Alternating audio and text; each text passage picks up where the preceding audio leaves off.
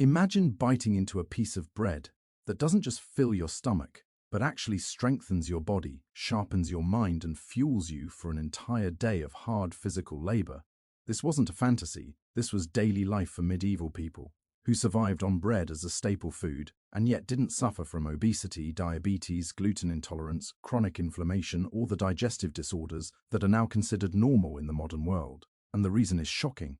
Medieval bread was a true superfood, slow-made, nutrient-dense, and alive. While your modern bread is fast, hollow, and biologically hostile to the human body, medieval grains were grown in mineral-rich soil, harvested naturally, and stone-ground, meaning the wheat germ and bran, the very heart of nutrition containing magnesium, zinc, B vitamins, healthy fats, and antioxidants, were preserved, not stripped away like today's industrial milling does, and the dough was fermented slowly for many hours or even days using wild sourdough cultures, allowing natural bacteria to pre-digest gluten and destroy phytic acid, the compound that blocks mineral absorption and causes bloating, which means medieval bread was easier to digest, deeply nourishing, and supportive of gut health.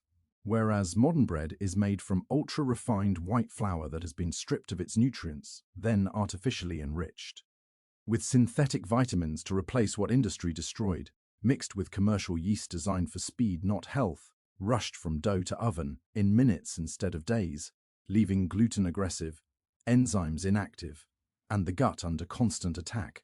And what makes this even darker is that modern wheat itself has been genetically altered and hybridized for yield and shelf life, not human digestion, increasing gluten density far beyond what our ancestors ever consumed. So when you eat modern bread, you are not eating what humans evolved to tolerate.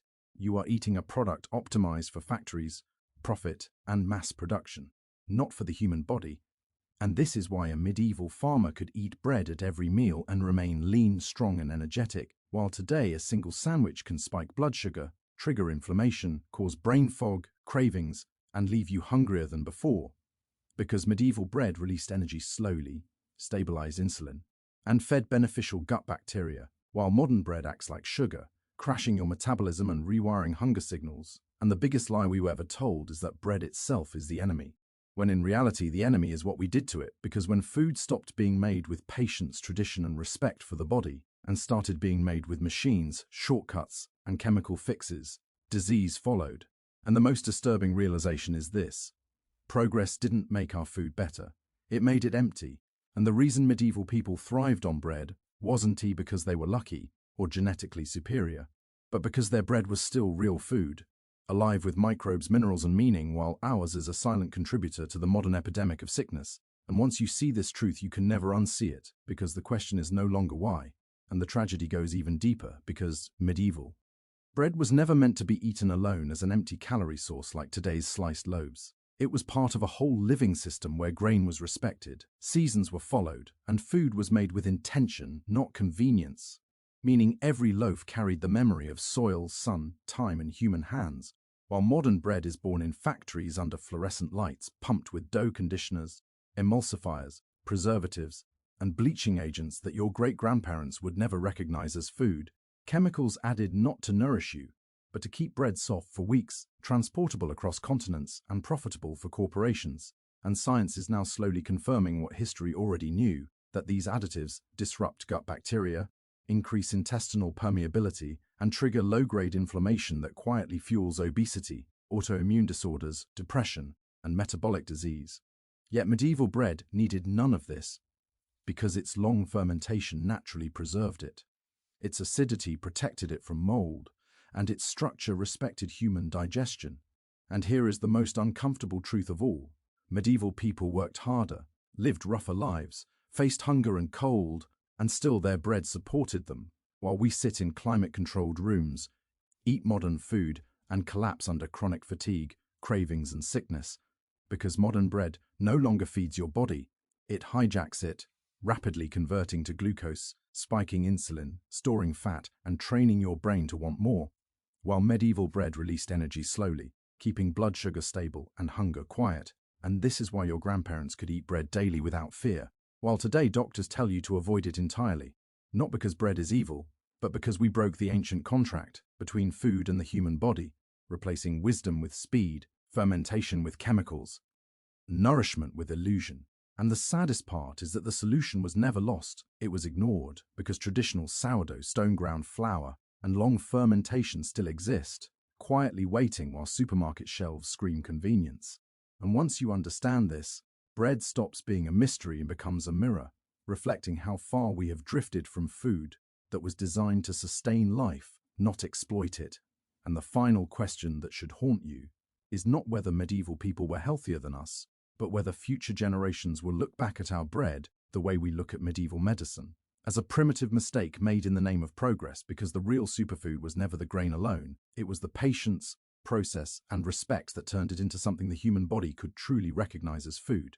Does bread make me sick? But why did we allow one of humanity's oldest superfoods to be turned into something that no longer loves us back? And when you zoom out even further, you realize this story of bread is not really about food at all. It is about how modern life replaced wisdom with efficiency and then called it improvement. Because medieval bakers did not measure success by how fast a loaf could be produced or how long it could sit on a shelf. They measured it by how well it sustained a human being, how long it kept hunger away, and how gently it treated the stomach, which is why bread was fermented slowly, baked carefully, and eaten with gratitude. While today bread is engineered, optimized, and manipulated to fit supply chains instead of human biology. And this is why so many people feel bloated, tired, anxious, and inflamed without ever understanding the source, because the damage is subtle, cumulative, and normalized. And modern culture tells you this is just how aging feels, how stress feels, how life feels. Reality. It is how the body reacts to being fed something that looks like food but behaves like a chemical shortcut.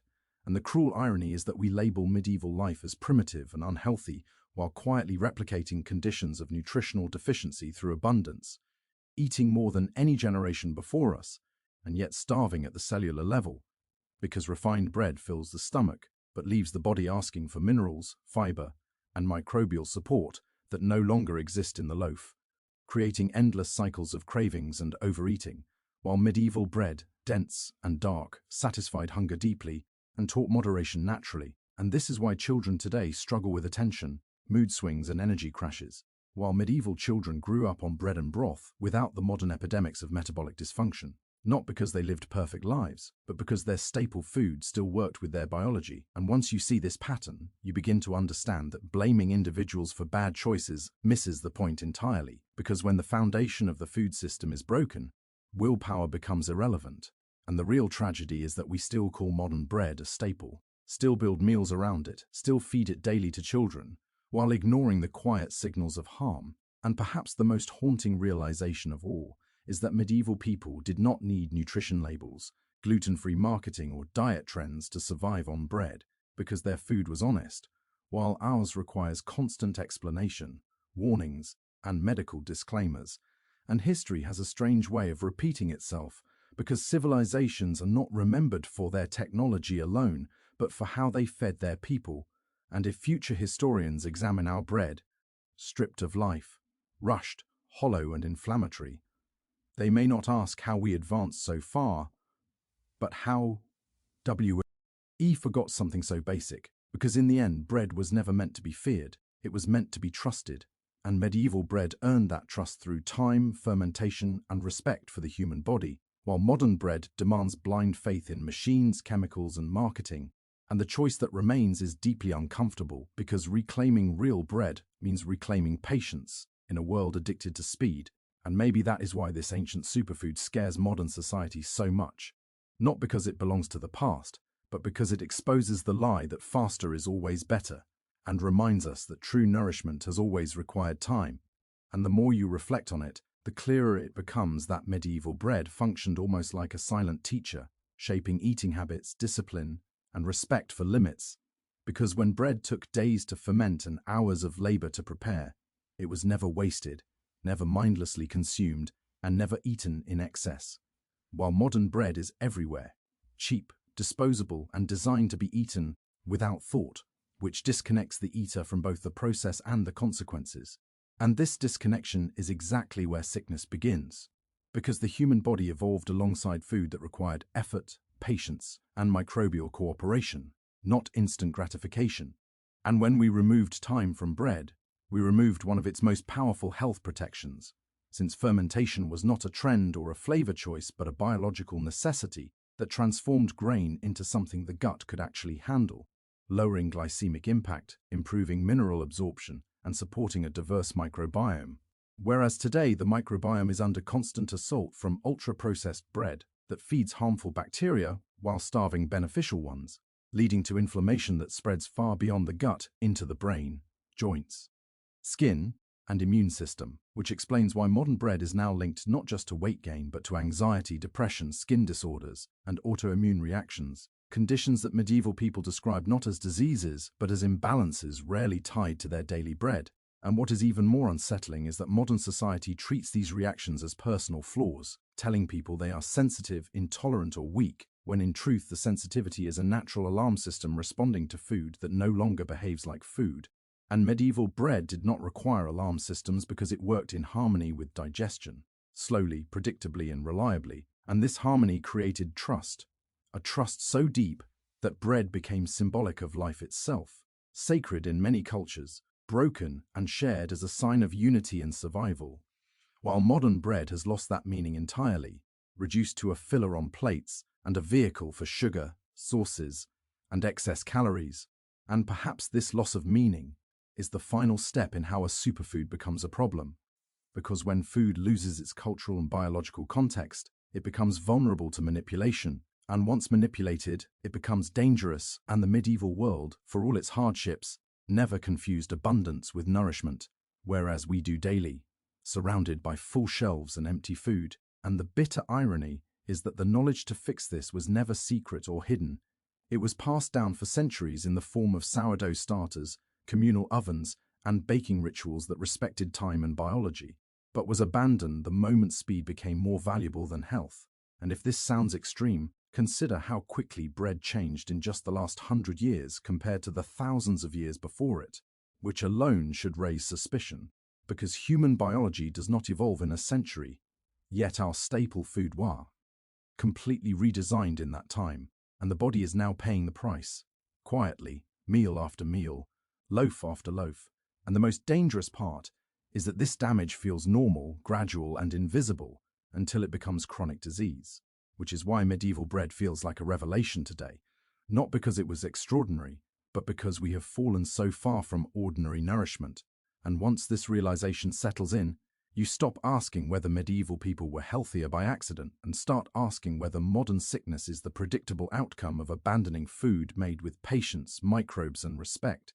Because bread did not betray us, we betrayed bread, and in doing so we turned one of humanity's oldest allies into something that now requires warning labels, diet books, and medical advice. And that may be the clearest sign of all that something went terribly wrong, because real food never needed defending, explaining, or justifying, it simply worked. And medieval bread worked for centuries, while modern bread struggles to work for a single generation, leaving behind a trail of bloating, fatigue, and confusion that we are told to accept as the cost of progress, when in reality, it may be the cost of forgetting what food was always meant to be.